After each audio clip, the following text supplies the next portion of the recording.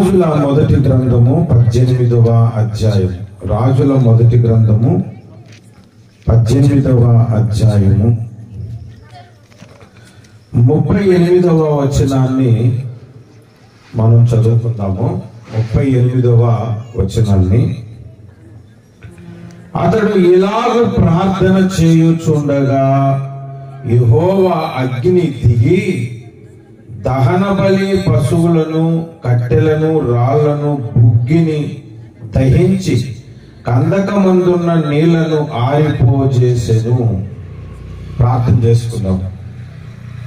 ప్రేమ కలిగిన మా ప్రియ పరలోకపు తండ్రి, సర్వశక్తిమంతుడు అయిన మా దేవా, జీవాధిపతి, రక్షకుడా, నీకే వందనాలు, స్తోత్రాలు, స్తుతులు చెల్లిస్తున్నాను. చదవబడిన పరిశుద్ధ లేఖన భాగములో నుంచి మాతో మీరు మాట్లాడమని, మీరు మాట్లాడితేనే మాకు బ్రతుకు కనుక, మీరు మాట్లాడితేనే మాకు జీవము కనుక మాతో మాట్లాడి మమ్మలను బలపరచమని యేసు నామమున ప్రార్థిస్తున్నాము పరమ తండ్రి. ఆమేన్, ఆమేన్. కొన్ని నిమిషాలు మాత్రమే వాక్యము కాబట్టి శ్రద్ధగా విందాము. దేవుని మాట ఎంత శక్తివంతమైనదంటే మనలను ప్రభావితం చేసి అనేకులకు సాక్షులుగా నిలవబెట్టేది. దేవునికి స్తోత్రం. హల్లెలూయా, హల్లెలూయా. ఇక్కడ సందర్భాన్ని నేను మీకు చెప్తాను. ఏలియా ఇశ్రాయేలీల ప్రజలందరినీ పిలిపించి, ఎంతకాలము రెండు తలంపుల మధ్య మీరు కొట్టుకుంటారు? యెహోవా దేవుడైతే యెహోవాను ఆరాధించండి, బయలు దేవుడైతే బయలుని ఆరాధిద్దాము. కాబట్టి ఎవరు దేవుడు నిరూపించటానికి ఒక అర్పణము తెచ్చుకుందాము. ఆ అర్పణము ఎవరు ప్రార్థన చేస్తారో వాళ్ళ ప్రార్థనకు ఆకాశం నుండి అగ్ని వచ్చి ఆ అర్పణమును దహించేస్తుందో వాళ్ళే నిజమైన దేవుడని మనం ఒక నిరూపణ చేసుకుందాము అని ఒక సవాల్ ఇచ్చారు. అప్పుడు 400 మంది ప్రవక్తలైన, బయలు ప్రవక్తలైన 400 మంది దానికి ఒప్పుకొని ఒక అర్పణం తెచ్చారు, పెట్టారు. పెట్టిన తర్వాత ఏలి అన్నాడు, మీరు 400 మంది ఉన్నారు, నేను ఒక్కడనే ఉన్నాను, మీరు అందరూ కలిసి ముందు ప్రార్థన చేయండి, మీ వల్ల కాని తర్వాత నేను చేస్తాను అన్నాడు. ఉదయం మొదలుకొని సాయంత్రం వరకు వాళ్ళు ప్రార్థనలు చేశారంట. ఒకరి తర్వాత ఒకరు తర్వాత అందరూ కలిసి బిగ్గరగా కేకలేసి, బయలా బయలా రా, ఈ అగ్ని చేత కాల్చేయి, నువ్వు నిజమైన దేవుడని నిరూపించుకో అని కేకలేస్తున్నారు. కుదరట్లేదు. మధ్యాహ్నం అయిపోయింది. ఇక గాయాలు చేసుకుంటున్నారు, ఒంటికి కొట్టుకుంటున్నారు, రక్తాలు వచ్చినట్లు కొట్టుకొని, మా రక్తాలు చూసైనా ఆకాశం నుండి అగ్ని వచ్చి ఈ దహన బలిని కాల్చిపోయి అని అంటున్నారు. కుదరలే. సాయంత్రం అయిపోతుంది, ఇంకా ప్రార్థన చేస్తున్నారు, ఏడుస్తున్నారు, అరుస్తున్నారు, దొండుతున్నారు, బయలా నువ్వు లేవా, నువ్వు రావా అని. ఈలోగా ఏలియా ఏం చేస్తున్నాడు తెలుసా? ఇంకొంచెం గట్టిగా అరగండి, దారిలో ఉండుంటాడేమో, ఇంకొంచెం గట్టిగా అరవండి, పడుకొని ఉన్నాడేమో అని వెటకారం కూడా చేస్తున్నారు. సాయంత్రం అయిపోయింది, పొద్దుపోతుంది. ఇంకా ఏలియా గారు అన్నారు, ఇంకా చాలు, మీకు ఇచ్చిన టైం అయిపోయింది, ఇప్పుడు నా టర్ను, నేను ప్రార్థన చేస్తా అని చెప్పి పడిపోయి ఉన్న బలిపీఠాన్ని లేపి బాగు చేసి అర్పణము పెట్టి నీళ్లు పోయించి మోకరించి ప్రార్థన చేశాడు అన్నమాట. ఆయన ప్రార్థన చేసినప్పుడు వచ్చిన మనం చదివాం ఏం జరిగిందో. 38 చూడండి. అతడు ఇలాగూ ప్రార్థన చేయుచుండగా యెహోవా అగ్ని దిగి దహన బలి పశువులను, కట్టెలను, రాళ్లను, బుగ్గిని దహించి కందకమందున్న నీళ్లను ఆరిపోజేసెను. ఆకాశం నుండి అగ్గి బొగ్గుమని వచ్చింది, నీళ్ళు ఆరిపోయాయి, మొత్తం తగలబడిపోయింది, మొత్తం కాలిపోయింది అనమాట. ఈ 400 మంది ప్రవక్తలు ఇలా చూసి ఆశ్చర్యపోయారు. ఇశ్రాయేలు ప్రజలందరూ కూడా అమ్మో యెహోవా నిజమైన దేవుడు అని చెప్పి మొత్తం ఇశ్రాయేలు ప్రజలందరూ యేసయ్య వైపు తిరిగిపోయారు అన్నమాట. యెహోవా వైపు తిరిగిపోయారు. ఇది ఇక్కడ ఉన్న సందర్భం. ఇప్పుడు ఈ రాత్రి మన మీదకు దేవుని ఆశీర్వాదము దిగి రావాలంటే, పరిశుద్ధాత్మ అగ్ని మన మీదకు దిగి రావాలి అని అంటే దేవుడు మనం అర్పించిన అర్పణలను అంగీకరించడానికి ఆకాశము నుండి అగ్ని దిగి రావాలి అని అంటే మనం ఏం చేయాలి? ఇది మనం నేర్చుకోవలసిన విషయం ఈ రాత్రి. ఓకే, అర్థమైందండి? ఇప్పుడు దాకా చెప్పింది. ఈ రాత్రి మనం ఏం నేర్చుకోవాలంటే, మనం ప్రార్థన చేస్తే ఎందుకు పరలోకము నుండి మనకు జవాబు రాదు, మనం ప్రార్థన చేస్తే ఆకాశము నుండి అగ్ని ఎందుకు మన యొద్దకు దిగి రాదు అనే విషయాన్ని నేర్చుకుందాం. ఏలియా ఏం చేశాడు అన్నది మనం ఆలోచిస్తే ఒక్కసారి మీరు చూడండి. రాజుల మొదటి గ్రంథము 18వ అధ్యాయములో ఏలియా ఏం చేశాడో చూడండి. 30వ వచనము నుండి, అప్పుడు ఏలియా నా దగ్గరకు రండని జనులందరితో చెప్పగా జనులందరూ అతని దగ్గరకు వచ్చింది. అతడు క్రింద పడద్రోయబడి ఉన్న యెహోవా బలిపీఠమును బాగు చేసి, ఆయన ఏం చేశాడు? మొట్టమొదట పడిపోయి ఉన్న బలిపీఠమును బాగు చేసి. బలిపీఠం ఏమైంది? అక్కడ పడిపోయి ఉంది. పడిపోయి ఉండటం బట్టి ఈనాడు చాలా మంది ప్రార్థన చేస్తుంటుంటే ఆకాశం నుండి అగ్ని రావట్లేదు.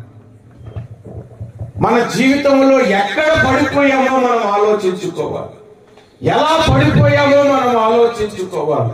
ఏ స్థితిలో పడిపోయామో మనం తెలుసుకోవాలి. పడిపోయిన మన స్థితిలో నుండి, పడిపోయినటువంటి మన బ్రతుకును తిరిగి దానిని లేపుకోగలగాలి, తిరిగి దానిని నిలబెట్టుకోగలగాలి. అప్పుడే దేవుడు మన ప్రార్థన ఆలకిస్తాడు. హల్లెలూయా, హల్లెలూయా. ఇప్పుడు పడిపోవడానికి కారణాలు ఏంటో తెలుసా? ఒక 3 కారణాలు చెప్తా. పడిపోవడానికి కారణాలు 3 కారణాలు. మొట్టమొదటి కారణం, మార్కు సువార్త 9వ అధ్యాయంలో ఒక ఆయన తన కుమారుడు దెయ్యం పట్టిందని యేసు ప్రభు శిష్యుల దగ్గరికి తీసుకొని వచ్చారు.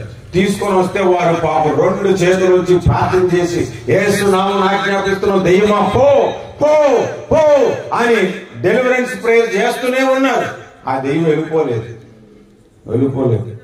ఈలోగా యేసు ప్రభు అక్కడికి వచ్చాడు. గుమ్ము కూడుకున్నది కదా, ఏంటని గుమ్ము కూడుకుని ఉన్నట్టు, అయ్యా నీ శిష్యుల దగ్గరికి నా కుమారుని తెచ్చాము, దెయ్యం పట్టుందని, అది వాళ్ళ వల్ల కాలేదు అంటూ ఆయన ఒక మాట చెప్తున్నాడు. ఆ మాట మీరు చూడండి 22లో, ఆ దెయ్యం అతనికి ఎప్పుడు పట్టునో ఎక్కడ పట్టునో అక్కడ వాడిని పడద్రోయును. ఏమనుంది అక్కడ చూడండి. మార్కు సువార్త 9:22లో ఎప్పుడు ఆ దెయ్యం అతనికి పడుతుందో, ఎప్పుడు ఆ దురాత్మ అతనికి పడుతుందో అప్పుడు అతన్ని పడద్రోయును. పడిపోవడానికి కారణం ఏంటి? ఇక్కడ దొరికిందా లేదా మనకు ఆన్సర్? పడిపోవడానికి కారణం ఏంటి? దురాత్మ ఎవరికైతే పట్టుకుంటుందో అప్పుడు పడిపోతుంది. కొంతమందికి దురాత్మ ఎలా పట్టుకుంటుందంటే మందు బాటల ద్వారా పట్టుకుంటుంది. ఇంకంతే, దాన్ని పట్టుకొని పడిపోవడమే పడుతుంది. ఒక వారం రోజుల కిందట గుంటూరు పట్టాభిపురం దగ్గర బ్రిడ్జ్ ఉంది. ఆ బ్రిడ్జ్ మీద ఆయన నడుచుకుంటూ వెళ్తుంటుంటే ఒక ఆయన ఇలా పడిపోతుంది. బీపీ వచ్చి పడిపోయి దగ్గరికి లేగితే విపరీతమైన కంపకూడదు. నాకు తెలిసి అలా నడవాలి అంటాడు. బీపీ వచ్చి పడిపోయాడేమో, షుగర్ వచ్చి పడిపోయాడేమో నేను పట్టుకోవడానికి వెళ్తే అప్పుడు అర్థమైంది ఆ కంపుకి. అతను అన్నాడు, పడిపోయాను అనుకున్నావు, ఏమనుకుంటున్నావు, నాకు తెలిసి ఎలా అన్నాడు. దురాత్మ ఎలా పట్టుకుంటది? కొంతమందికి మందుకు బానిసలు చేసి పట్టుకుంటది. అది ఎక్కడ పడితే అక్కడ పడదూసేస్తుంది. కొంతమందికి వ్యభిచారం అనే అలవాటు పట్టుకుంటది. ఎక్కడ పడితే అక్కడ పడదూసేస్తుంది. ఎక్కడెక్కడో తిరుగుతాడు. దురాత్మ అనేక రీతులుగా అనేకమైన కారణాలను చూపించి నిన్ను పడద్రోస్తూనే ఉంటది. అందుకని ప్రార్థన చేయలేని జీవితం వచ్చేస్తుంది చాలా మందికి. కొందరు ఎందుకు ఆధ్యాత్మిక జీవితంలో పడిపోతున్నారు తెలుసా? కొందరు ఎందుకు వారి జీవితంలో పడిపోయిన స్థితిలో ఉండి తిరిగి లేపబడలేకపోతున్నారు తెలుసా? దురాత్మ వలన చాలా మంది పడిపోతున్నారు. కొద్ది కాలం బాగానే మందిరానికి వస్తాడు, తర్వాత ఏమవుతుందో తెలియదు, మందిరానికి రాడు. ఆ తర్వాత మందిరానికి రాలేదని అడగటానికి వీళ్ళకి కనబడకుండా తిరుగుతాడు. ఒకవేళ ఎప్పుడైనా దూరం నుంచి కానీ చూస్తాడు కానీ మనకంటే ముందు ఆ పక్కనే ఏది టర్నింగ్ పోతుందో ఆ టర్నింగ్ లోకి వెళ్ళి తిరిగిపోతాడు. మనకు ఎదురు పడడు. ఎందుకంటే అతడు ఆధ్యాత్మికముగా పడిపోయిన స్థితిలో ఉన్నాడు. కాబట్టి పడిపోవడానికి 3 కారణాలు. ఒకటి, దురాత్మ పడితే ఆ దురాత్మ వలన కొంతమంది పడిపోతారు. ఈ దురాత్మ ఏం చేస్తుందంటే నిన్ను పడిపోయేలాగా చేస్తుంది. నీ ఆధ్యాత్మిక జీవితంలో మరలా తిరిగి లేకుండా చేస్తుంది దురాత్మ. రెండవ కారణం చెప్తాను. పడిపోవటానికి కారణము మీరు చూడండి, 42వ కీర్తన 3 నుంచి 4 వచనాలు మీరు చదివితే, ఎవరైనా చదివి వినిపించగలరా? 62వ కీర్తన 3. ఎన్నాళ్ళు మీరు ఒకనిపై పడుదురు, ఒరుగుచున్న గోడను పడబోవు కంచెను ఒకడు పడద్రోయినట్లు మీరందరూ ఎన్నాళ్ళు ఒకని పడద్రోయ చూచుదురు. అతని ఔన్నత్యము నుండి అతని పడద్రోయుటకే వారు ఆలోచించుదురు. ఇక్కడ ఒక కారణం దొరుకుతుంది. అదేంటంటే కొందరు పడిపోవడానికి కారణం ఏంటంటే కొంతమంది మనుషులు వారి ప్రవర్తన వారిని పడద్రోసేస్తుంది. వారు పడిపోవడానికి అది కారణమవుతుంది. కొంతమందిని చూస్తే నిజంగానే ఇంకా భక్తులకు మనం ఎదగం. వాళ్ళని చూస్తే మనం పడిపోవడమే మంచిది అనిపిస్తుంది అనమాట. అలా పడిపోతాం. నేను సింగపూర్లో సేవ చేస్తున్నప్పుడు మా మందిరానికి ఒక ఆయన వచ్చాడు. ఒక వారం సాక్ష్యం చెప్పాడు. యవనస్తుడు సాక్ష్యం చెప్పాడు. ఏంటి, నేను ఘోరమైన తప్పు చేసేసాను, ఘోరమైన పాపం చేసేసాను, మరి ప్రభు ఎంతైనా క్షమించేవాడు. అయితే బైబిల్లో ఒక మాట చెబుతుంది అని యెషయా గ్రంథం 40వ అధ్యాయం తీసి యవనస్తులు తప్పక తొట్టిల్లుదురు అనే మాట చదివి ప్రార్థన చేసుకుని దిగెళ్ళిపోయి ఈ కింద ఉన్న వాళ్ళందరికీ ఏమనిపిస్తుంది? ఓ, యవనస్తుడు అంటే ఖచ్చితంగా తొలగిపోతాడు. ఆయన వజులు చూపించుకున్నాడు, ఆయన ఆదరణ చేసుకున్నాడు. నేను ఒక పాపం చేశానంటే ఏ పాపం చేశాడో చెప్పలేదు. మిగిలిన వాళ్ళందరికీ క్యూరియాసిటీ, ఏం చేసి ఉంటాడు? వ్యభిచారం చేసి ఉంటాడా, దొంగతనం చేసి ఉంటాడా, ఇంకేం చేసి ఉంటాడు తెలుసుకోవాలి. ఆడేం చెప్పడు. 3 వారాలు అయిపోయింది, మళ్ళా వచ్చాడు సాక్ష్యాన్ని. యవనస్తులు తప్పగా తొట్టిల్లుదని బైబిల్లో ఉంది. కాబట్టి నేను ఒక ఘోరమైన పాపం చేసేసాను అని ఆడే వచనం చూపెడతాడు. ఆడే చేసిన పాపం గురించి చెప్పేసుకుంటున్నాడు. నాకు రెండోసారి చెప్పినప్పుడు చాలా కోపం వచ్చింది. సరే ఫోన్లో తెలియక చెప్పాడు అనుకున్నా. మళ్ళా ఒక 4 నెలల తర్వాత వచ్చాడు, మైక్ పట్టుకున్నాడు. నేను మరలా తప్పు చేసేసానండి, మరలా పాపం చేసేసానండి. యవనస్తులు తప్పగా తొట్టిల్లుదురు అని మాట నాకు ఒళ్ళు మండింది. కాబట్టి ఒరే, నువ్వు ఎంతసేపు యవనస్తులు తప్పగా తొట్టిల్లుదురు అని చదువుతున్నా, ఆ తర్వాత వచ్చిన ఎదురు చదవు. ఆ తర్వాత ఏముంది? యెహోవా కొరకు ఎదురు చూచువారు నూతన బలం పొందుతారు. అది చదవలే. మాటకి నేను పడిపోయానని చెప్తాడు. యవ్వన కాలంలో పడిపోవడం సహజమే అని అందరికీ చెప్తుంటే ఆ మాట విన్న వాళ్ళందరూ పడిపోవడానికి ఇష్టపడుతున్నారు. మనుషులు ఎలా పడగొడతారు తెలుసు? ఇలాగే పడగొడతారు. అదేంటి అంటే విషయం ఏంటి? దావీదు తప్పు చేయలేదా అని సమర్థించుకున్న వాళ్ళు ఉన్నారు. దావీదు తప్పు చేయలేదా? సరే, ఆ వ్యక్తిని నేను అడిగాను. మాటకి యవనస్తులు తప్పక తొట్టిల్లుదనో కింద ఏముంది? యెహోవా కొరకు ఎదురు చూసి వారు నూతన బలం పొందుదురని ఉంది కదా. మరి ఎందుకు నువ్వు అది పట్టించుకోవట్లేదంటే, అన్నా దావీదు లాంటివాడే తప్పు చేశాడు కదా అన్నా అని అన్నాడు. నేను అన్నాను, దావీదు లాంటివాడిని దేవుడు విడిచిపెట్టలేదు. నిన్ను వదిలేస్తాడా? దావీదు లాంటివాడిని దేవుడు వదిలేశాడు, పని విడిచిపెట్టలేదు. నిన్ను వదిలేస్తాడా? కొంతమంది మన ఆధ్యాత్మిక జీవితంలో పడిపోవటానికి వాళ్ళ మాటలు పనికొస్తాయి, వాళ్ళ చాడీలు పనికొస్తాయి, వారు వేసే నిందలు పనికొస్తాయి. ఆ విధముగా మనము కొన్నిసార్లు పడిపోయే స్థితిలోనికి దిగజారిపోతాం. ఇప్పుడు చూడండి, ఒకటి పడిపోవడానికి కారణము, ఒకటి దురాత్మ, 2 మనుషులే, కొంతమంది ప్రవర్తనే, కొంతమంది రాజకీయాలే మనలను పడిపోయే స్థితిలోనికి తీసుకొని వస్తాయి. 3వ కారణం చూడండి. 3వ కారణం సామెతల గ్రంథము 4వ అధ్యాయము 14-16 వచనాలు. 4వ అధ్యాయము 14 నుండి 16 వచనాలు మీరు చదివితే, భక్తిహీనుల త్రోవను చేరకము, దుష్టుల మార్గమున నడవకము, దాని యందు ప్రవేశింపక తప్పించుకొని తిరుగుము, దాని నుండి తొలగి సాగిపోము. అట్టివారు కీడు చేయనిది నిద్రింపరు, ఎదుటి వారిని పడద్రోయనిది వారికి నిద్ర రాదు. చూసారు, కొంతమంది ఈజీగా భక్తిహీనులు ఉంటారు. ఆ భక్తిహీనులే ఇంకొకరిని పడద్రోసే స్థితిలోనికి తీసుకొని వెళ్ళిపోతారు. భక్తిహీనులు కొందరు ఉంటారు, వారి నుండి మనము పడిపోతాం. వారిని చూస్తే మనం పడిపోతాం. వాడు భక్తిహీనంగా ఉన్నాడు, వాడు బాగానే ఉన్నాడుగా, వాడికి ఏ కష్టం రావట్లేదు కదా, వాడికి ఏ ఇబ్బంది కలగట్లేదు కదా, వాడు ఆరోగ్యంగానే ఉన్నాడు, సరిగ్గా ప్రార్థన చేయడు, సరిగ్గా బైబిల్ చదవడు, దేవుని మందిరానికి రాడు, ఆరాధన చేయడు, అయినాడు బాగున్నాడు. నేను ఎక్కువ ప్రార్థన చేస్తానని నాకు ఆరోగ్యం బాగోట్లేదు, నేను ఎక్కువగా బైబిల్ చదువుతానని నా ఇంట్లో పరిస్థితులు బాగోట్లేదు అని మనం అనుకుంటాం. వాడిని చూసి మనం పడిపోయే స్థితికి వచ్చేస్తాం. 73వ కీర్తనలో ఆసాపు అనే భక్తుడు అదే పని చేశాడు. అతని కాలు జార సిద్ధమాయనంట. ఎవరిని చూసినప్పుడు భక్తిహీనుల క్షేమము నాకు కంటబడినప్పుడు నేను జారిపోయే స్థితిలోకి వచ్చేసరికి ఇంకెందుకు నేను పరిశుద్ధుడిగా ఉండాలి అని అనుకోవటం మొదలు పెట్టాడు.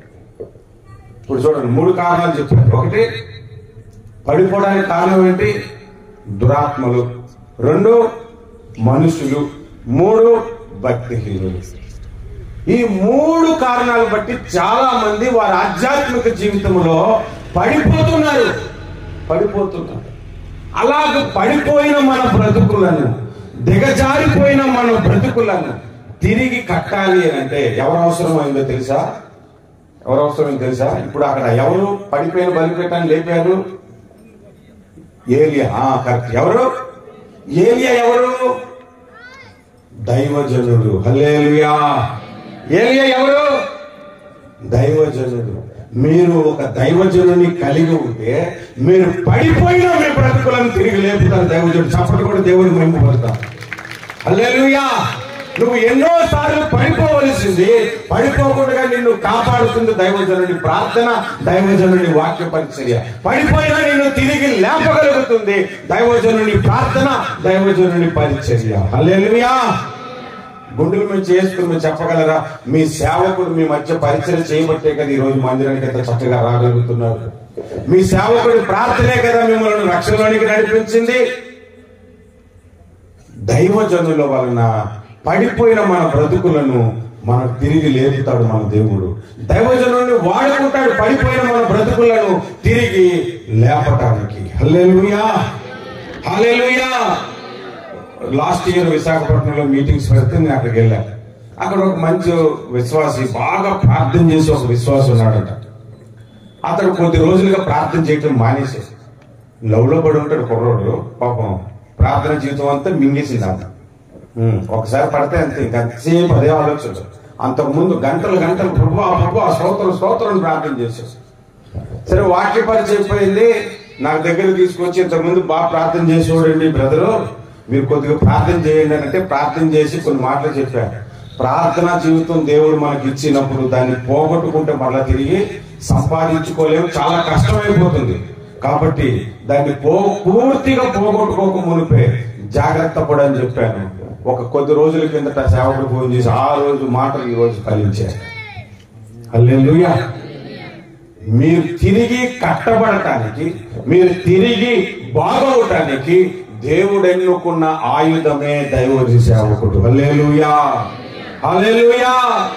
ఈనాడు సేవకులే వద్దనుకునే సంఘాలు ఉన్నాయి, సేవకుడే మాకు వద్దనుకునే సంఘాలు ఉన్నాయి. బైబిల్లో ఏ సంఘానికైనా దైవజనుడు లేని సంఘం ఉందా? ప్రకటన గ్రంథంలో 7 సంఘాల గురించి రాసి ఉన్నాయి. 7 సంఘాలకు 7 సంఘపు దూతలకు ఇలాగ రాయమన్నాడు. కానీ ఏ సంఘానికైనా సేవకుడు లేని సంఘం ఉందా? కానీ ఈ అంచె జనాల్లో ఉన్నాయి సేవకుడు లేని సంఘాలు ఉన్నాయి. ఉత్తి టీవీయే ఉంటుంది, ఉత్తి డిజిటల్ టీవీయే ఉంటుంది. రేపో మాపో మీ క్రోసూరులోనే ఇక్కడ ఎక్కడో ప్రాంతంలో ఒక టీవీ పెట్టి సంఘం వచ్చింది అనుకోండి, ఇది బాగుందని వెళ్ళిపోతారు అట్లాంటి వాళ్ళు కొంతమంది. కానీ పడిపోతే మిమ్మల్ని తిరిగి లేపగలిగేది టీవీ కాదు, మీకు దగ్గరకు వచ్చి మీ కొరకు ప్రార్థించి మీ అవసరాలు తెలుసుకున్న దేవుని సేవకుని వలనే మీ బ్రతుకులు తిరిగి కట్టబడతాయి. హల్లెలూయా. అందుకే ప్రతి కుటుంబము, ప్రతి వ్యక్తి, ప్రతి సంఘము దైవజనుని కలిగి ఉండాలి. హల్లెలూయా. మీ కొరకు ప్రార్థించే ఒక దేవుని సేవకుడు ఉండాలి. మీ కొరకు మొరపెట్టే ఒక దేవుని సేవకుడు ఉండాలి. మీకు బోధించే ఒక దేవుని సేవకుడు ఉండాలి. హల్లెలూయా. మీరు ఎవరికైనా సేవకుడు లేని విశ్వాసులు ఉన్నారు ఇక్కడ? అలా ఉంటే మీకు ఉపయోగం లేదు. నేను ఇటీవల కాలంలో ఒక వాక్య భాగాన్ని చెప్పాను. అదేంటంటే సంఘానికి కంచె ఎవరు అని. సంఘానికి కంచె ఎవరంటే దైవజనుడే. దైవజనుడు సంఘమునకు ఒక కంచె. మీరు అందులోంచి తొలగిపోకుండా పడిపోయిన మిమ్మల్ని తిరిగి లేపటానికి దేవుడు కంచెగా వాడుకుంటున్న వ్యక్తి ఎవరంటే దేవుని సేవకుడు. హల్లెలూయా. ఇప్పుడు చూడండి, పడిపోయిన బలిపీఠాలు కారణం ఏంటి? 3 కారణాలు. దురాత్మ వల్ల పడిపోతాయి, మనుషుల వల్ల పడిపోతాయి, భక్తిహీనుల వల్ల పడిపోతాయి. బలిపీఠం అంటే ఎవరు అనుకున్నాం? మనమే, మన జీవితమే. ఆ పడిపోయినటువంటి స్థితిలో నుంచి మనల్ని తిరిగి లేపటానికి ఎవరిని దేవుడు ఏర్పాటు చేసుకున్నాడు? దేవుని సేవకులను ఏర్పాటు చేసుకున్నాడు. ఇంకొంచెం లోతుగా మనం వెళ్దాం. బలిపీఠము కట్టబడాలి. అక్కడ ఏమనుంది? రాజుల మొదటి గ్రంథము 18వ అధ్యాయములో 30వ వచనము చూస్తే, ఏలియా నా దగ్గరకు రెండని జనులతో చెప్పగా జనులందరూ అతని దగ్గరకు వచ్చింది. అతడు క్రింద పడద్రోయబడి ఉన్న యెహోవా బలిపీఠమును బాగు చేసి యెహోవా వాక్కు ప్రత్యక్షమై. చూడండి, బలిపీఠమును ఏం చేశాడు? బాగు చేశాడు. అసలు బలిపీఠాన్ని ఎలా కట్టాలి అని బైబిల్ చెప్తుందంటే, నిర్గమకాండము 20వ అధ్యాయాన్ని మనం తీసి చదువుదాం. నిర్గమకాండము 20వ అధ్యాయము 25వ వచనం మనం తీసి చదువుదాం. చూడండి, నీవు నాకు రాళ్లతో బలిపీఠము చేయనప్పుడు దేంతో కట్టకూడదు? మలచిన రాళ్ళు అంటే మలచకుండగానే రాయిలాగా పెట్టేమని, రాయిని చెక్కొద్దని అర్థం. ఇప్పుడు చూడండి, ఈ గోడ కట్టారు, మలిచిన ఇటుకలా కాదవి, అవి మలిచినవి. అందుకే అంత నున్నగా చక్కగా స్క్వేర్ గా కట్ చేస్తున్నాయి. కొన్ని కట్టడాలు చూసినప్పుడు రాళ్లను చెక్కుతారు, సన్నటిది పెట్టి కట్ చేసి రాళ్లను చెక్కి అందంగా కడతారు కదా. కానీ బలిపీఠం కట్టినప్పుడు అలా కాదు. ఆ రాయిలు తీసేటప్పుడు రాయిగానే పెట్టే, అది ఎగుడు దిగుడుగా వచ్చినా పర్వాలేదు, అలాగే బలిపీఠం కట్టమని దేవుడు చెప్తున్నాడు. అంటే అర్థమేంటో తెలుసా? చెక్కబడద్దు అని అంటే అర్థం ఏంటంటే యథార్థంగా నీవుగా దేవుని దగ్గరికి అలాగే రావాలి. బలిపీఠం దగ్గరికి అది యథార్థముగా దేవుని దగ్గరికి మనం వచ్చి, నా పరిస్థితి ఇది, నా బ్రతుకు ఇది అని ఆయన దగ్గరికి వస్తే అప్పుడు దేవుడు నిన్ను వాడుకుంటాడు. నువ్వు అందంగా చెక్కబడినట్లుగా, ఒక మంచి అందమైన భక్తుడుగా, ఒక మంచి నీతిమంతుడైన వాడిగా యేసు ప్రభు దగ్గరికి వచ్చావనుకో, దేవుని దగ్గరికి వచ్చావనుకో, దేవుడు ఏమంటాడంటే, వేషధారి, నీవు వేషధారంలోనే నీ భక్తి ఉంది, కానీ నువ్వేంటో నాకు తెలుసు. అందుకే ఆయన దగ్గరకు వచ్చేటప్పుడు నువ్వు ఎలాగున్నావో అలాగే దేవునితో మాట్లాడాలి. నువ్వు నీతిమంతుడైనట్లు దేవునితో మాట్లాడద్దు, నువ్వు పరిశుద్ధుడు అయినట్లు దేవునితో మాట్లాడద్దు, నువ్వేదో గొప్ప భక్తుడు అయినట్లు దేవునితో మాట్లాడద్దు. నీకు ఏ బలహీనత ఉంటుందో ఆ బలహీనతతోనే దేవుని దగ్గరికి రావాలి. అప్పుడు దేవుడు దానికి అర్థం. దేవునికి స్తోత్రం. హల్లెలూయా, హల్లెలూయా. దేవుని దగ్గరికి చెక్కబడి రాకూడదు అంటే అర్థం ఏంటంటే అందంగా రాకూడదు అని అర్థం చెప్పాలంటే. చెక్కిన తర్వాత అందం వస్తుందా రాదా? భక్తి ముసుగేసుకొని ఒక అందగాడిలాగా రావద్దు. యథార్థముగా దేవుని దగ్గరికి రా, యథార్థముగా ప్రభు దగ్గరికి రా. అప్పుడు ప్రభు నిన్ను వాడుకోవటం ప్రారంభిస్తాడు. హల్లెలూయా. మనం చెప్పుకోకూడదు, కానీ ఎవరు చెక్కాలో తెలుసా? అదే దేవుడు చెక్కాలి. దేవునికి స్తోత్రం.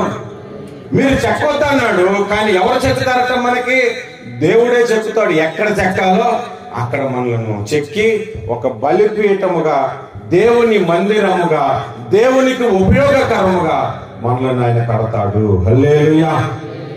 అందుకని యథార్థముగానే ప్రభు దగ్గరికి రావాలి. భక్తి ముసుగేసుకొని రావద్దు. భక్తి పరుడని మనం చెప్పుకోవద్దు. మన భక్తిని గురించి దేవుడే సాక్ష్యం చెప్పాలి. యోబుకి ఎవరు సాక్ష్యం చెప్పారు? దేవుడే చెప్పాడు, ఇతడు యథార్థవంతుడు, నీతిమంతుడు, నా యందు భయభక్తులు కలిగిన వాడని దేవుడు చెప్పాడు.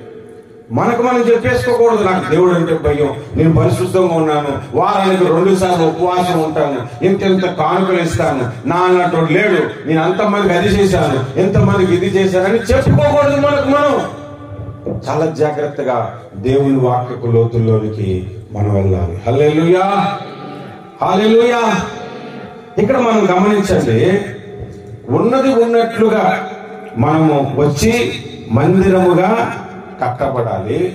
తర్వాత మనకి ఇక్కడ నేర్పిస్తున్న ఒక అద్భుతమైన పాఠం ఒకటి ఉన్నది. అదేంటంటే దేవుని చిత్త ప్రకారముగా మనము కట్టబడాలి. ఎలా కట్టబడాలి? ఆ రాయిని నువ్వు చెక్కొద్దు, అలాగే తెచ్చి పెట్టి అని అన్నాడంటే అర్థమేంటి? దేవుడు ఎలా కోరుకుంటున్నాడో అలాగే మనము ఉండాలి. అంటే దేవుడు తన చిత్త ప్రకారముగా మనల్ని నిలబెట్టాలనుకుంటాడు, అలాగే మనము ఉండాలి. ఇప్పుడు కయ్యూను హేబేలు ఇద్దరిని తీసుకున్నాం. వాళ్ళిద్దరూ అర్పణలు అర్పించారు. వాళ్ళిద్దరు అర్పణలో ఒకరి అర్పణము దేవుని చిత్తానుసారమైనది, ఇంకొకరి అర్పణము దేవుని చిత్తానుసారమైన తన సొంత ఆలోచనతో అర్పించేసాడు. దేవుడు వాళ్ళకి ఏ పాఠం నేర్పించాడో తెలుసా? ఆదాము ద్వారా నేర్పించాడు కయ్యూను హేబేలులకు. ఆదాముకు దేవుడు ఏ పాఠం చెప్పాడు? మీరు పాపం చేశారు కాబట్టి మీ పాపము నిమిత్తం నా దగ్గరికి వస్తే మీరు ప్రతిఫలం పొందరు, కాబట్టి మీరు రక్తాన్ని ఆశ్రయించి ఆ రక్తము చేత మీ పాపమును కడుక్కొని అప్పుడు నా దగ్గరికి రావాలి అని ఒక పాఠాన్ని ఏదైనా తోటలో బలి అర్పించి బలిని గురించి నేర్పించాడు. అదే పాఠము కయ్యూను హేబేలుకు కూడా నేర్పింపబడింది. హేబేలు మాత్రం రక్తాన్ని ఆశ్రయించి ఆయన దగ్గరకు వచ్చాడు, అది దేవునికి ప్రీతికరమైనది. ఇంకొక ఆయన రక్తాన్ని ఆశ్రయించలేదు, తనకున్న డబ్బుతో దేవుడి మనసును దోచుకున్నాను చూశాడు. దేవుని అర్పణకు ఇష్టమైనదిగా చేద్దామని చూశాడు, అది దేవునికి ఇష్టము కాదు. ఇప్పుడు చూడండి, దేవుని చిత్తానుసారమైన అర్పణ ఏది? అదే మనం చెయ్యాలి. హల్లెలూయా, హల్లెలూయా. మా మందిరంలో కానుకలు ఇచ్చే ముందు మేమేం చేస్తాం తెలుసా? ముందు ప్రార్థన చేసుకొని మా పాపమును కడుగని చెప్పిన తర్వాతే కానుక డబ్బా దగ్గరకు వచ్చి కానుక ఏమని చెప్తాం. కారణం ఏంటో చెప్తాం. ఒక కుష్ఠరోగి లడ్డు తీసుకొచ్చి మీకు ఇచ్చాడు అనుకో, అమ్మ లడ్డు తినని, తింటావా? లడ్డు మంచిదే, మంచి స్వీటే, అయ్యంగారు బేకరీ నుంచి తెచ్చిన లడ్డే మంచి రుచిగానే ఉంటది. కానీ ఇచ్చిన చెయ్యి కుష్ఠరోగం కలిగినోడు తీసుకోను. మన పాపమును కడగకుండా మన కానుక డబ్బాలు వేసినప్పుడు, మన పాపమును మనం కడుక్కోకుండా మన దశమ భాగమును దేవుని చేతిలో పెట్టినప్పుడు, అనగా దైవ సేవకుని చేతిలో పెట్టినప్పుడు అది దేవునికి అంగీకారం కాదు. దేవుని చిత్తానుసారముగా అంటే ముందు నీ పాపమును కడుక్కొని పవిత్రముగా దేవునికి అర్పించాలి. అది ప్రార్థనైనా, మరి అర్పణమైన, స్తుతులైనా, దేవునికి అర్పించేది ఇంకేదైనా సరే అపవిత్రముగా మనం అర్పించకూడదు. అది దేవుని చిత్తము కాదు. హల్లెలూయా. ఇంకొక ఆయన బిల్డింగ్ కట్టాడు. మత్తయి సువార్త 7వ అధ్యాయంలో చూస్తే బిల్డింగ్ కట్టాడు. అక్కడ 2 బిల్డింగ్లు కనబడుతున్నాయి. ఒక బిల్డింగ్ ఏమో లోతుగా తవ్వి పునాదేసి కట్టారు, ఇంకొకటి ఇసుక మీద కట్టేసేసి.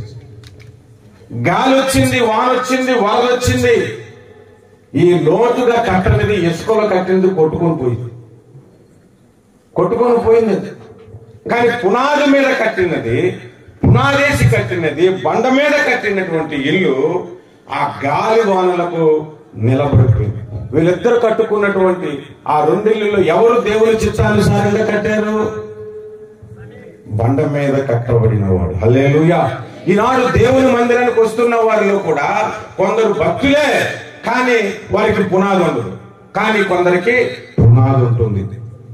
అందుకే వాళ్ళకి ఎన్ని దెబ్బలు కొట్టినా, ఎన్ని ఇబ్బందులు వచ్చినా, ఎన్ని కష్టాలు వారి మీదకి వచ్చినా క్రీస్తు కొరకు నిలబడిపోతారు. దేవునికి స్తోత్రం. కానీ కొంతమందికి కొన్ని కష్టాలు వస్తాయి, కొన్ని ఇబ్బందులు వస్తాయి, వెంటనే క్రీస్తులో నుంచి తొలగిపోతారు.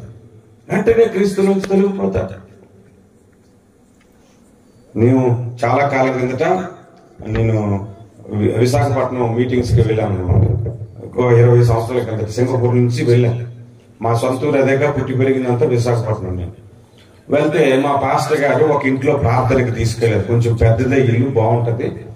ఇంట్లో ప్రార్థన తీసుకెళ్తే అందరూ కూర్చొని ఉన్నారు, ప్రార్థన జరుగుతుంది, పాట పాడుతూ ఉన్నారు. మేము పెంతెకోస్తు మందిరం, నేను మొదట రక్షణ పొందింది పెంతెకోస్తు డినామినేషన్. పాట పాడుతూ ఉంటుండగా అందులో ఆ పాట, హరించిన నా ఐశ్వర్యము విరోధి వల్లే నన్ను విడచినను, హరించిన నా ఐశ్వర్యము విరోధి వల్లే నన్ను విడచినను, యేసు చాలును హల్లెలూయా. పాట పాడుతుంటుంటే చప్పట్లు కొడుతూ ఒక ఆమె పరిశుద్ధాత్మ పొందుకొని చప్పట్లు కొడుతూ గిలగిలగిల కొట్టుకుంటూ ముందుకి మోకాల మీద వచ్చేస్తే నాకు ఎదురుగా వచ్చేస్తుంటుంటే ఏం చేస్తాను, కుర్చీ వెనక్కి జరుపుతున్నాను. ఇంకా ముందుకు వచ్చేస్తుంటే ఇంకా కుర్చీ వెనక్కి జరుపుతున్నాను. ఇంకా ముందుకు వచ్చేస్తే చప్పట్లు కొట్టుకుంటూ వచ్చేస్తుంటే పడిపోతాయేమో అని ఇంకా వెనక్కి వెళ్తున్నాను. వెనక్కి వెళ్ళేసరికి గోడ వచ్చేసింది. ఇంక నేను వెళ్ళడానికి లేదు. ఇంకా ముందుకు వచ్చేస్తుంది. అక్కడ ఉన్న పాస్టర్ గారు గోకి, అయ్యా వచ్చేసి ఎలా నా మీద పడిపోతుంది అంటే వెంటనే పాస్టర్ గారు చెయ్యేసి ప్రార్థన చేసి యేసు నామమున కూర్చో అని చెప్పి మొత్తం కూర్చోబెట్టి సర్వీస్ అయిపోయింది. ఆ రోజు అయిపోయిన తర్వాత నేను తిన్నగా ఫ్లైట్ ఎక్కి సింగపూర్ వెళ్ళిపోయాను. మరలా 2 సంవత్సరాల తర్వాత వచ్చాను. అదే ఇంట్లో ప్రార్థన పెట్టాను. అప్పుడు ఎవరు గుర్తుండిపోయిన ఎవరు గుర్తుండిపోతారు? ఆమె గుర్తుండిపోయింది. అందరూ కనబడుతున్నారు కానీ ఆమె కనబడట్లేదు. నాకు పాస్టర్ గారిని అడిగాను, ఇంతకు ముందు వచ్చినప్పుడు ఒక ఆమె నెట్ పెట్టింది కదండి, ఆమె ఏంటి కనబడలేదంటే పక్కిల్లే బాబు, ప్రార్థన మానేసి సంవత్సరం నుంచి రావట్లేదు. ఎందుకు అని అంటే ప్రేయర్ అయిపోయిన తర్వాత కావాలంటే మీరు కూడా మాట్లాడండి. మేము మాట్లాడడం రాలేదామె.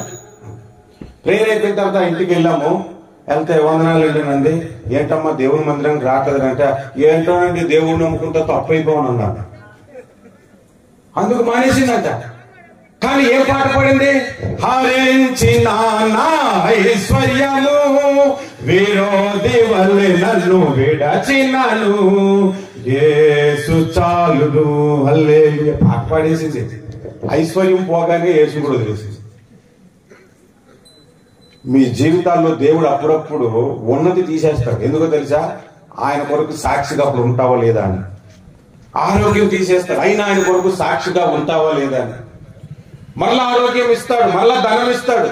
ఇచ్చినప్పుడు ఎలా ఉంటావో లేనప్పుడు కూడా అలాగే ఉండాలి, లేనప్పుడు ఎలా ఉంటావో ఇచ్చినప్పుడు కూడా అలాగే ఉండాలి. అందుకే అపోస్తలుడైన పౌలు అన్నాడు, నేను కడుపు నిండగా తినేది తెలుసు, పస్తులు ఉండటం నాకు తెలుసు, ధనంతో ఉండడం తెలుసు, సంపన్న స్థితి తెలుసు, దీనత్వం తెలుసు, అన్ని స్థితుల్లో నేను నేర్చుకున్నాడు క్రీస్తులు అని చెప్పాడు. హల్లెలూయా. చిన్న శ్రమ వస్తే పారిపోయేటట్టు వాళ్ళు దేవుని చిత్తంలో ఉన్నోళ్ళు కాదండి. కాబట్టి ఎన్ని శ్రమలు వచ్చినా నిలబడాలంటే మనము బండ మీద కట్టబడిన వారమై ఉండాలి. అది దేవుని చిత్తం. ఇంకా మనం కొంచెం లోతుగా మనము వెళ్తే 1 సమూయేలు గ్రంథం 15వ అధ్యాయంలో సౌలు అను రాజును గురించి కనబడుతుంది. ఆయనకి చాలా కంగారు ఎక్కువ. తొందరగా యాజకుడు రాకుండా ఈయన అర్థం చేసేసి పోయి. ఆయనకి ఎంత కంగారు అంటే దేవుడు ఒకరోజు చెప్పాడు, అమ్మోనీయుల్ని ఒక్కడిని కూడా ఉంచొద్దు, మొత్తానికి లేకమన్నారు. వాళ్ళు గొర్రెలు గాని గొడ్డలు గాని వాళ్ళు జంతువులు గాని వాళ్ళకి కనబడింది మొత్తం సర్వనాశనం చేసే, ఏది ఉంచొద్దు అని అంటే అక్కడికి వెళ్ళాక ఒక బర్రెని చూసాడు. బర్రె పాలుతుంది, ఈ దీన్ని ఎందుకు చంపడం, మన ఇశ్రాయేలు దేశం తీసుకెళ్ళిపోతే దాన్ని తీసుకుపోయాడు. అగగు రాజులు తీసుకెళ్ళిపోయాడు. మంచివన్నీ తీసుకెళ్ళిపోయి ఇంకా పనికిరానివన్నీ నరికి పడేశాడు. దేవుడు కోపం వచ్చింది, ఇక నువ్వు రాజుగా నాకు అన్ఫిట్ అని. అంతే. అంటే దేవుడి చిత్తం నెరవేర్చాడు. ఆయన సగం నెరవేర్చాడు, పూర్తిగా. కొంతమంది అంతే సగం చిత్తం చేస్తారు, మిగిలిన చిత్తం చేయరు. సగం చిత్తమే. ఒకసారి ఒక ఆయన వచ్చాడు, అన్న నాకు 2 జాబులు వచ్చాయి, 2 మంచి జాబులే అన్న. ఇందులోని జీతం బాగుంటుంది, అందులోని జీతం బాగుంటుంది, ఇందులోని పని బాగుంటుంది, అందులోని బాగుంటుంది. మా ఇంటి దగ్గర నుంచి ఈ కంపెనీకి వెళ్ళిన అంతే దూరం, ఆ కంపెనీకి వెళ్ళిన అంతే దూరం. ఇప్పుడు ఈ రెండిట్లో ఏ జాబ్ చేయాలో నాకు తెలియట్లేదు, మీరు ప్రార్థన చేసి నాకు చెప్పండి అన్నాడు. ఓ పెద్ద టాస్క్ పెట్టేశాడు. ఇప్పుడు ఎలాగని ఇప్పుడు ప్రవర్తన అయిపోవాలి. నువ్వు ఆ కంపెనీకి వెళ్ళొద్దని చెప్తున్నాడు, ఈ కంపెనీకి వెళ్ళని నేను చెప్పాలి కదా. అందుకే నేను ఏం చేశాను, సరే ప్రార్థన చేస్తానని ప్రార్థన చేశాను. ప్రార్థన చేసిన తర్వాత ఏం చెప్పకుండా కాముకున్నాను. దేవుడు ఏం చెప్పాడన్నా అని అన్నాడు. నాకేం చెప్తాడు చెప్పు, ఏం చెప్పాడన్నా అని మళ్ళీ అడిగాడు. అప్పుడు నేను అన్నాను, దేవుడు ఒకటి చెప్పాడు తమ్ముడు, నువ్వు ఏ జాబ్కి వెళ్ళినా దశమ భాగం ఇవ్వటం దేవుడు చెప్తామని చెప్పాడు. అవునా కదా? అది బైబిల్లో ఉందా లేదా? నువ్వు ఏ జాబ్కే నేను నీకు నచ్చిందని, కానీ దశమ భాగం ఇవ్వటం దేవుడు చెప్తాను బైబిల్లో ఉందని. అప్పుడు ఆయనకు అర్థమైంది. ఇంటికి వెళ్ళిపోయి ఏ జాబ్ చేసినా దేవుని భాగం దేవునికి ఇచ్చేది. ఇలాంటి సమస్య ఇంకొక సందర్భంలో నాకు వచ్చింది. ఒక ఆయన 2 ఫోటోలు పట్టుకొచ్చాడు. ఇది మా అమ్మ తెచ్చిన సంబంధం, ఇది మా మేనత్తలు తెచ్చిన సంబంధం. ఇద్దరు బాగానే ఉన్నారన్న తెల్లగానే, ఇద్దరు కట్నం బాగానే ఇస్తారు, అన్ని బాగున్నాయి, ఎవరిని చేసుకోవాలి. అప్పుడు ఏం చెప్తాను నేను, నీకు నచ్చిన చేసుకో, ఎవరిని చేసుకున్నా బాగా చూసుకో, అదే దేవుని చెప్తాను. అంతే. దేవునికి స్తోత్రం. దేవుని చిత్తం ఏంటో గ్రహించి అది మనం చేయగలగాలి.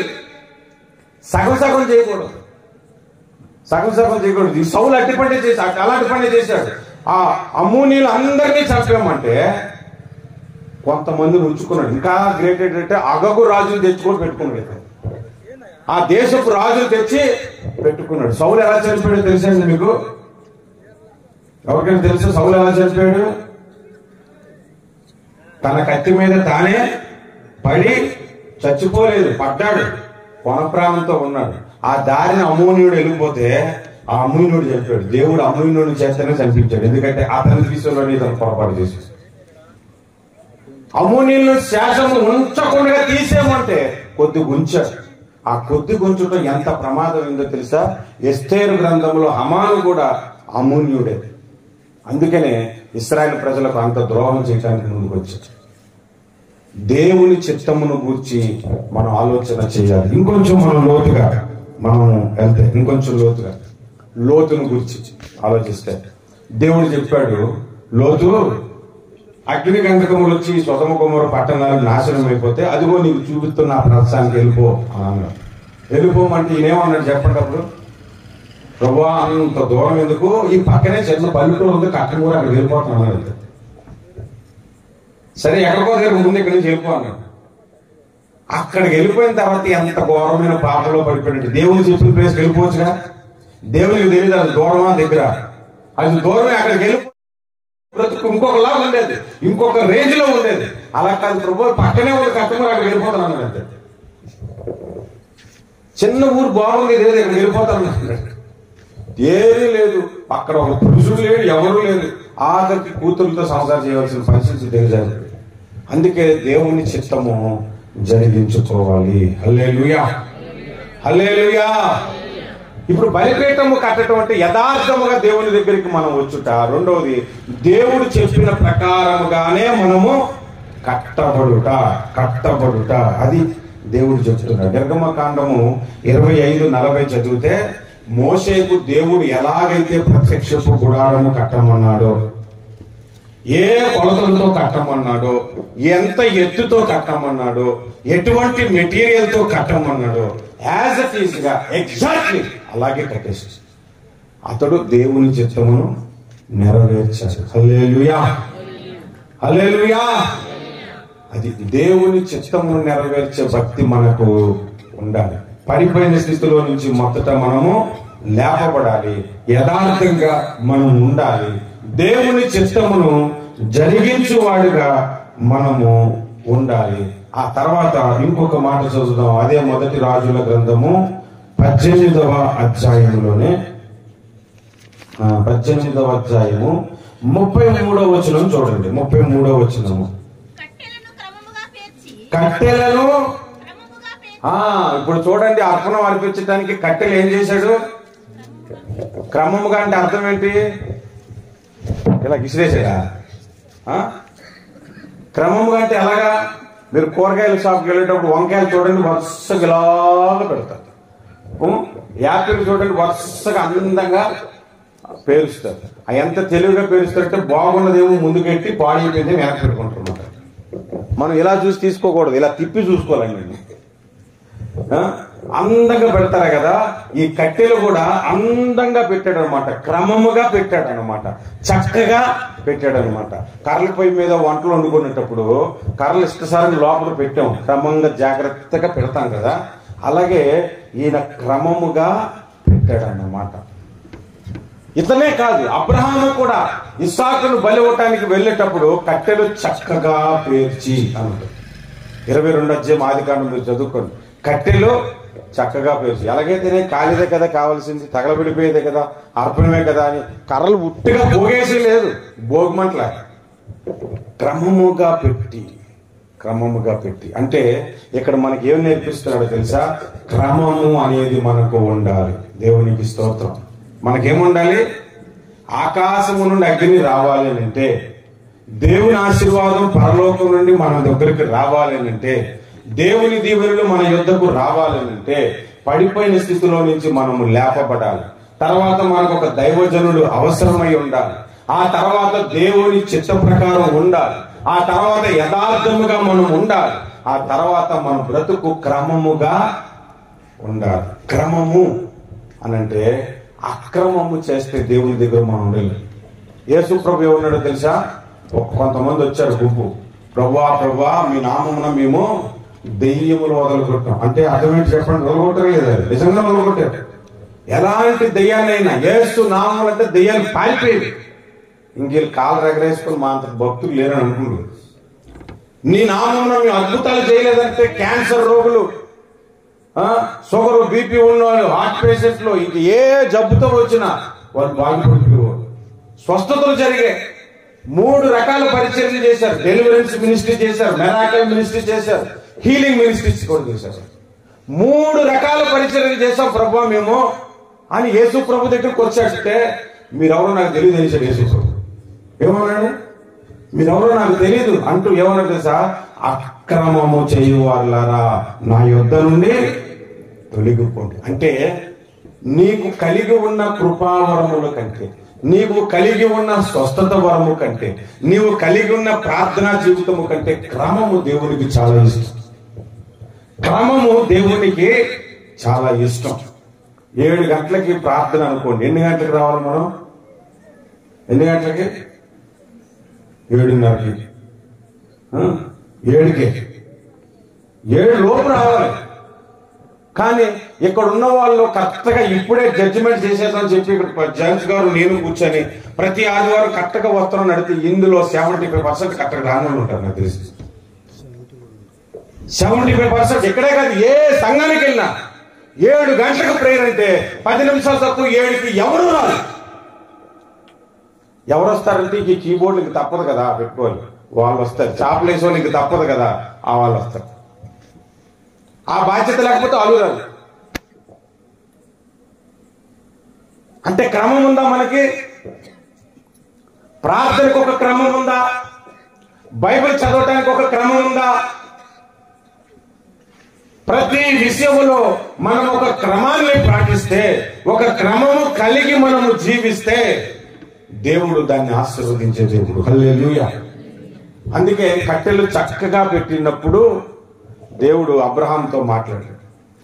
కట్టెలు క్రమముగా పేర్చినప్పుడు ఆకాశము నుండి అగ్ని దిగి వచ్చింది. క్రమము దేవునికి కావాలి. క్రమము దేవునికి కావాలి. అక్రమము వలన దేవుని ఆత్మ కార్యాలు జరగవు.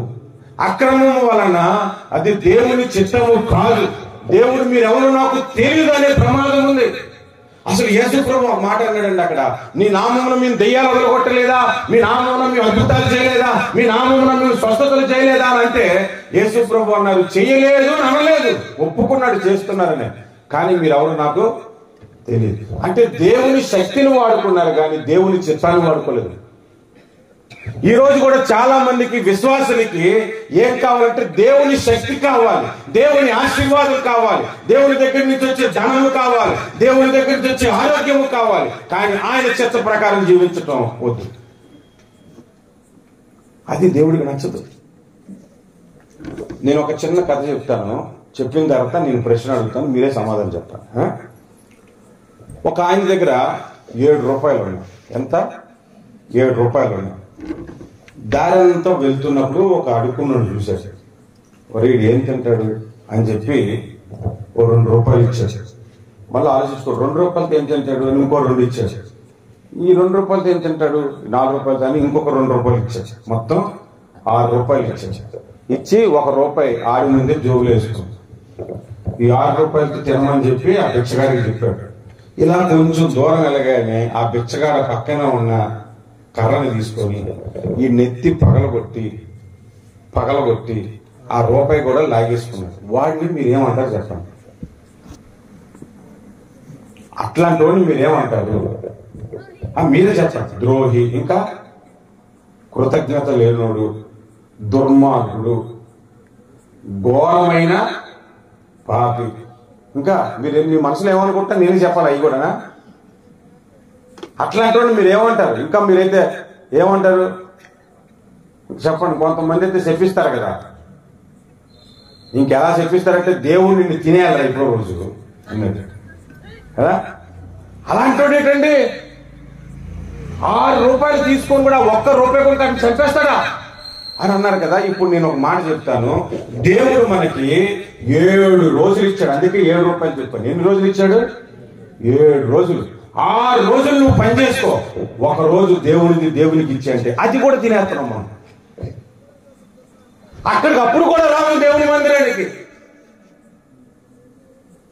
అప్పుడు కూడా మనం క్రికెట్కి వెళ్ళిపోవాలి, క్యారమ్స్ ఆడుకోవడానికి వెళ్ళిపోవాలి, మార్కెట్కి వెళ్ళిపోవాలి, ఆ ఫ్రెండ్ పిలిచాడు వెళ్ళిపోవాలి, వీడి పిలిచాడు వెళ్ళిపోవాలి, ఇంటికి బంధువులు వచ్చారని వెళ్ళిపోవాలి, చికెన్ వండుకోవాలి. కొంతమంది క్రమం ఎలా ఉంటుందంటే పక్కనే అనుకోండి చర్చు, ఇప్పుడే మొదలు పెట్టారు లేదా కంగారే ఉందని అప్పుడు వంట మొదలు పెడతారు. ఇక్కడ అలా అక్కడ మొదలు పెట్టారు. ఇంకో వాక్యం చెప్తారనుకో అప్పుడు కర్రని తిప్పి సాకి పరిగెత్తి కలిపి భక్తుల్లో ముసుకేసుకుని కూర్చుంటారు. అది క్రమమేనా?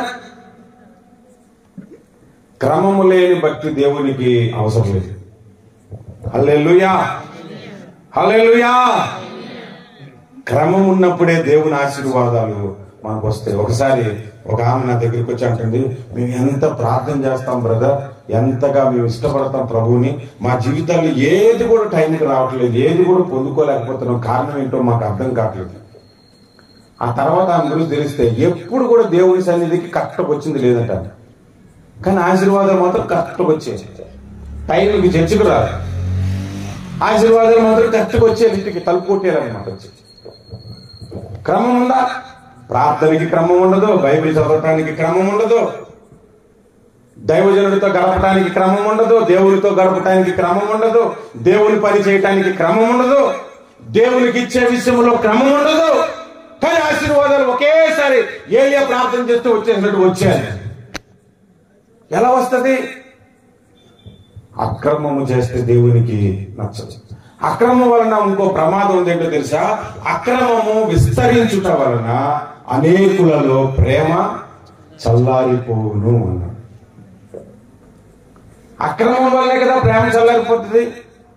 ఒక 2 అన్నదమ్ములు ఉన్నారనుకోండి, మొదట బాగా ప్రేమగా ఉంటారు, చిన్నప్పటి నుంచి పెరిగి పెద్ద అయిన వెళ్ళి ప్రేమగా ఉంటారు. మా అన్న అంటారు నువ్వు అంటాడు, మా తమ్ముడు అంటారు నువ్వు అంటాడు. ఆస్తి పంపకాల దగ్గరకు వచ్చేసరికి ఎవడో ఒకడు అక్రమం చేయడం మొదలు పెడతాడు, తోచుకోవడం మొదలు పెడతాడు. అంతే, ఇంకేరిద్దరు పెద్ద శత్రువులు అయిపోతారు. వాళ్ళలో ప్రేమ ఎలా పోయింది? అక్రమము, దోచుకోవటం బట్టి.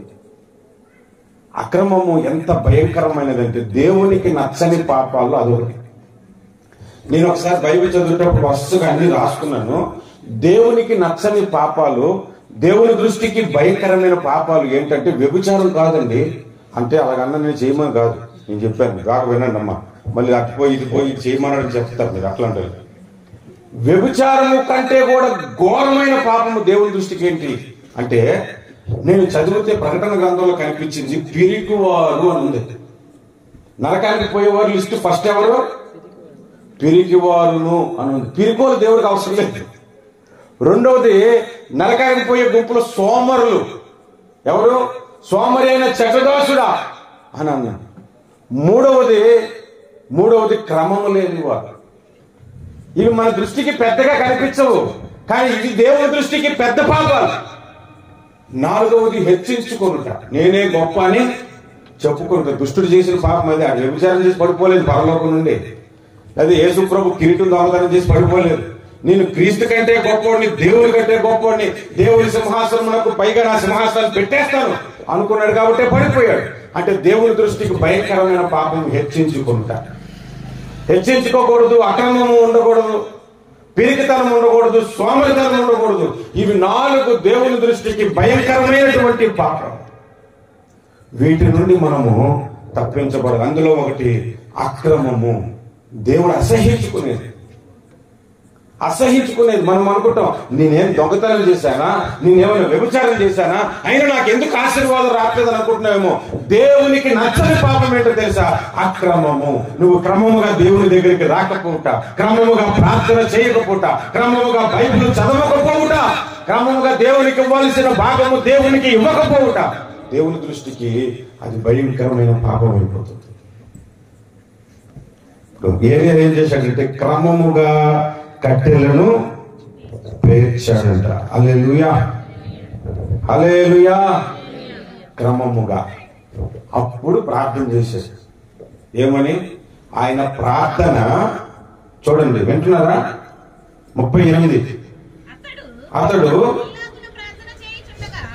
అక్కడ ఆగమ్మ ఇలాగూ ప్రార్థన చేయుచుండగా అన్నాడా? ప్రార్థన చేసిన తర్వాత అందా? ప్రార్థన చేయుచుండగా అంటే ప్రార్థన అయిపోయిందా లేదా? అవలేదు. ఇంకా ప్రార్థన చేస్తూనే ఉన్నాడు. ఆకాశం నుండి అక్కడ వచ్చేసి హల్లెలూయా. అంటే నేను ఇక్కడ చెప్పాలనుకుంది ఏంటో తెలుసా? ఆమేన్ అని అనక మునుపే జవాబు దొరికే ప్రార్థన జీవితం ఇక్కడ కనబడుతుంది. హల్లెలూయా. హిజ్కియా ప్రార్థన చేశాడు. హిజ్కియా దగ్గరికి యెషయా వచ్చి, ఇల్లు చక్కగా పెట్టుకో, నువ్వు దుకాణం మూసే, నువ్వు త్వరలోనే పోతావు, ఇది దేవుని వాక్కు, యెహోవా వాక్కు అని చెప్పాడు. అలా బయటికి వెళ్ళాడు. వీధి మలుపు కూడా తిరగలేదు. ఇతను గోడ తట్టు వెంటనే తిరిగాడు. ముందు ఆలోచించుకొని ఏంటి ప్రభు ఇలా చేసావు అడగలేదు. ముందు గోడ తట్టు తిరిగి, ప్రభు యథార్థంగా నేను ఎలా ఉన్నాను, నేను ఎలా బ్రతికాను జ్ఞాపకం చేసుకో అన్నాడు. ఇంకా నాకు 15 సంవత్సరాలు ఆయుష్ చూసుకోమని అడగలేదు. నేను ఇప్పుడే చచ్చిపోకూడదు అనుకుంటున్నాను అని కూడా అనలేదు. ఆయన హృదయంలో ఉన్నది దేవుడు క్యాచ్ చేసి ఆ వీధి మలుపు కూడా తిరిగిన యెషయాతో మాట్లాడి మరలా తిరిగి పంపించి 15 సంవత్సరాలు నీకు ఎక్స్టెన్షన్ చేస్తున్నాను. అంటే ఇక్కడ కూడా ఆమేన్ అని అనక మునిపే జవాబు వచ్చేసేసి హల్లెలూయా. మీరు దానియేలు గ్రంథం 9వ అధ్యాయం చూడండి. దానియేలు ఇంకనూ ప్రార్థన చేయిస్తుండగా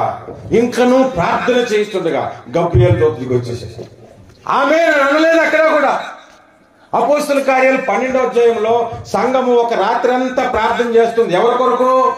ఎలాగైనా మనం ఇల్లు కట్టేసుకోవాలి, ఎలాగైనా మనం పొలం కొనేసుకోవాలన్నా. దేని కొరకు? దైవజనుడైన పేతురు కొరకు. అతడు చెరసాలలో ఉన్నాడు, అతడు బంధకాల్లో ఉన్నాడు. మీ సేవకుడు ఏ స్థితిలో ఉన్నాడో, తింటున్నాడో లేదో, ఏ బంధకాలు ఉన్నాడో, ఏ కష్టంలో ఉన్నాడో ఎరిగి మీకు మీరే గుంపుగా కూడుకొని ప్రార్థన చేయాలి. అక్కడ పాస్టర్ ఎవరు నడిపించలేదండి ఆ రోజు కూటానికి. వాళ్ళే మన సేవకుడు, మన మధ్యలో ఉన్నటువంటి దైవజనుడిని జైల్లో పెట్టేశారు. ఆల్రెడీ యాకోబు తల నరికేశారు. ఈయన్ని కూడా చంపారనుకుంటున్నారట. మనం ప్రార్థన చేయకపోతే ఎలాగా అని చెప్పి వచ్చి ప్రార్థనకు కూర్చొని ప్రార్థన చేస్తూనే ఉన్నారు. వాళ్ళు ముగింపు ప్రార్థన చెప్పలేదు. యేసు రక్తం విజయం, యేసు రక్తం విజయం, సిలువ రక్తం సంపూర్ణ విజయం, తండ్రి కుమారు యొక్క పరిశుద్ధ నామమును దీవించునుగా కానీ ఆశీర్వాదం కూడా ఇంకా అనలేదు. వాళ్ళు ప్రార్థన చేస్తూనే ఉన్నారు. ఇంటి తలుపు కొట్టాడు పేతురు వచ్చి, దేవునికి స్తోత్రం హల్లెలూయా. ఆమేన్ అనక ముందు అక్కడ కూడా జవాబు వచ్చేసిందే. ఆమేన్ అనక మునిపే మీ ప్రశ్నలకు, మీ ప్రార్థనలకు జవాబు రావాలి అంటే చాలా జాగ్రత్తగా వినాలి. దేవుని చిత్తం ఉండాలి, దేవుడు చెప్పినట్లు నడుచుకోవాలి, దేవుడికి దృష్టిలో యథార్థముగా ఉండాలి. అప్పుడే మన ప్రార్థన దేవుడు ఆలకిస్తాడు. హల్లెలూయా. ఎంతమంది ఉన్నారు సరిగ్గా ఈ వాక్యాన్ని? హల్లెలూయా. ఎంతమంది ఉన్నారు? అప్పుడు మనం ఎలాంటి ప్రార్థన చేయాలి? మోకరించి, ప్రభువా నీ ఆశీర్వాదం పొందుకునే మార్గము మాకు ఈరోజు చూపించావు. ఆకాశము నుండి మీ సమాధానము మాకు దొరికే మార్గము మాకు చూపించావు. మీరు మా ప్రశ్నలకు జవాబుగా మార్గము మాకు చూపించావు.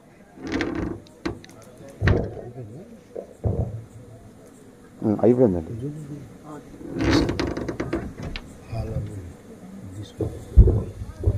హల్లెలూయా. ₹50 అమ్మేసానని చెప్పాను కదా, అప్పటి నుంచి నాకు ఈ ప్రాబ్లం ఉంది. ఎక్కడికి వెళ్ళినా మైక్ మధ్యలో మార్చుకోవాల్సింది. దేవునికి స్తోత్రం. ఎక్కడికి వెళ్ళి ఇది వాళ్ళకి వదలదు.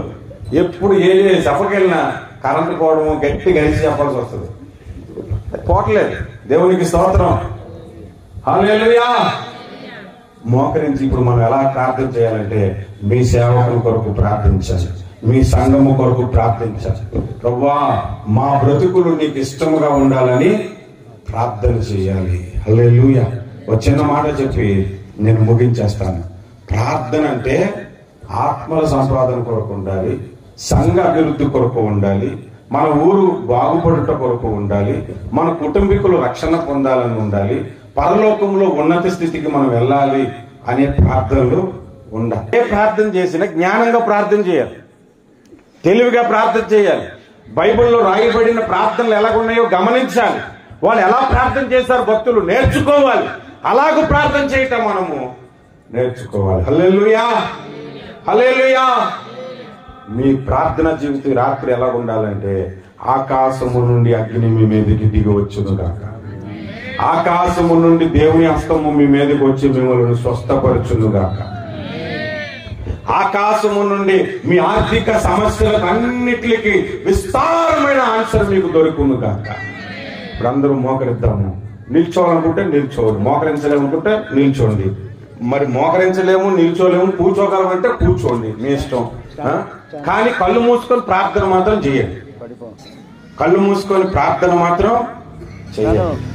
ఈ రాత్రి దేవుడు మీతో మాట్లాడుతున్న మాట ఏంటో తెలుసా?